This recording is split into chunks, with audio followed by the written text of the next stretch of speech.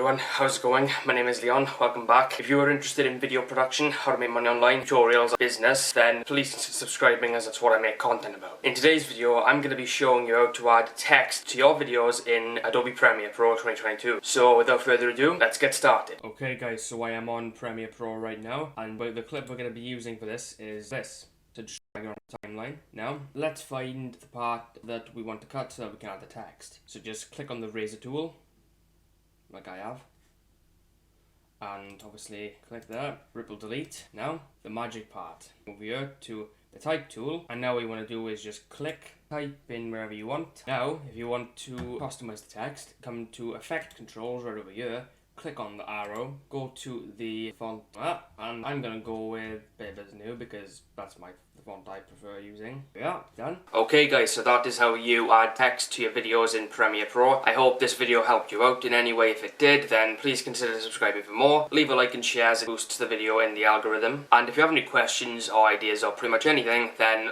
by all means leave them in the comments below, and I'll make sure to get back to you when I can. Thanks for watching, and I shall see you in an upcoming video. Take care everyone.